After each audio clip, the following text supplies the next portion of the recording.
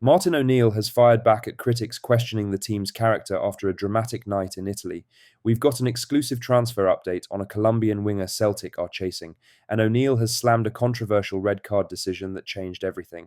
Plus, we'll tell you about a defender who stepped up when it mattered most, and O'Neill addresses those board tension rumours head on. It's been another intense 24 hours, but first, make sure you like this video and subscribe to the channel for more Celtic content.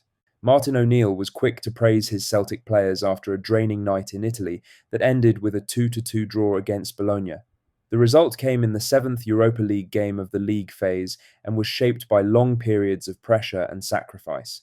Celtic had taken control early in the match and looked comfortable before the contest shifted dramatically. The dismissal of Hatate in the first half forced a change in approach and placed heavy demands on those who remained on the pitch. Playing more than an hour with 10 men, Celtic were pushed deep and asked to defend for long spells. Bologna poured forward after the break, turning the game into a test of resolve rather than possession. In the aftermath, attention turned to the wider debate that has followed Celtic this season. Questions around character and resilience have surfaced at different points, and O'Neill used the moment to address those claims directly. He said, "Well, it was breathless, and I still am, but it was a magnificent effort by the team. They put heart and soul into it. I mean, to play, 60-odd minutes, whatever it was, with 10 men, to show the sort of character that supposedly is lacking in this team, I don't see it. I don't see it at all. I see heart and desire in big waves, and it's really welcoming to see. However, we got a goal. Might have been bad play by them, but we've got a goal. We press them, we press them, we press them. We're playing some delightful stuff. The sending off, of course, changes the course of the game in many aspects, and it's a long way to go. As I said, 60-odd minutes there with 10 men. But again, the spirit of the side was terrific, really, really terrific tonight, and the crowd helped us the whole way through. The performance in Bologna asked Celtic to show qualities that do not always show up in statistics. Players had to defend space, block shots, and run without the ball for long periods as the pressure grew. The physical effort was clear by the final stages of the match. Bodies were tiring, legs were heavy, but the work continued as Celtic tried to protect a result that remained within reach. For O'Neill, the display stood as a response to criticism that has followed the squad at points this season. Rather than retreat, he leaned into the effort shown on the pitch and the way players handled adversity. The role of the travelling support was also clear throughout the night. Even as Bologna pressed late on, noise from the away end carried, offering encouragement during moments when the game threatened to slip away. Celtic's ability to stay competitive despite the setback keeps their European hopes alive. The draw moves them on to 8 points, with the final league phase match still to come. Beyond the table, the performance may carry weight into the days ahead. European nights like this can shape belief and influence how a group views itself when faced with pressure. Now for the main story, as Celtic remain in the mix to land highly rated winger Yasser Asprilla. The Girona attacker, 22, is on the Hoops shortlist as a possible incoming this winter window. I understand the Scottish Giants have approached Asprilla's club to learn their position on the player and have been told a loan move will likely be sanctioned. The issue for Celtic is that more than 10 other clubs are also believed to have made the same approach to his club. It's understood clubs in La Liga, the EFL Championship, and elsewhere around Europe are keen to land the attacker. Asprilla is a playmaker who is known for his flair and creativity. He has not reached his potential yet, having cost his side as much as £16 million in 2024. One source described Asprilla as a very, very good player who would walk it in the Scottish Premiership. I understand neither Girona nor the player himself have made any decision on his loan destination at this time, and while there may only be 9 days left of the window, Girona don't feel that they have to rush into anything. Celtic are in the market for a wide player and have attempted to sign Jezerin Raksaki on loan with an option to buy from Crystal Palace.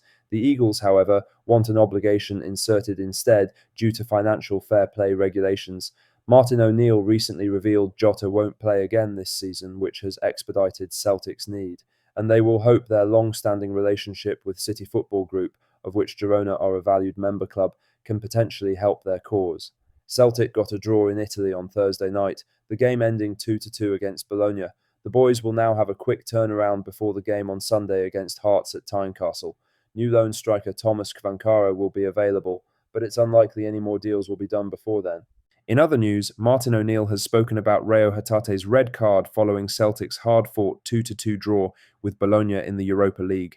The midfielder was dismissed in the first half after picking up a second yellow card, leaving Celtic with a long stretch of the match to play with 10 men.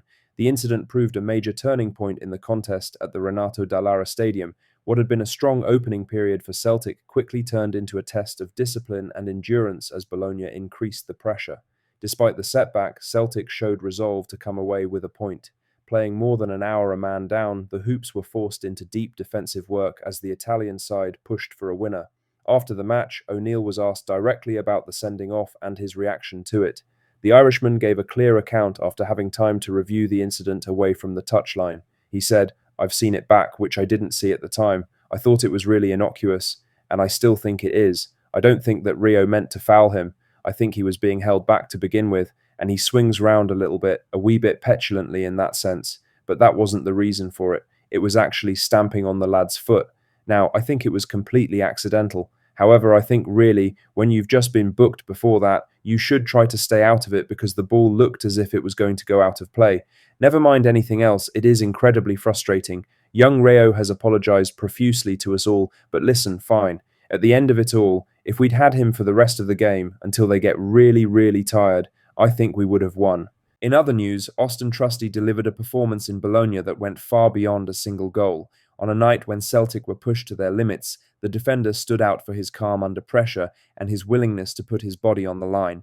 The match became a test of character, and Trusty passed it, playing a vital role as Celtic secured a crucial 2-2 draw. Celtic began the game with control and purpose, and Trusty looked comfortable from the first whistle. He stepped into challenges with confidence and showed good judgment when Bologna tried to play through the middle. His reading of danger helped Celtic keep shape during the early stages. The goal he scored just before half-time changed the night.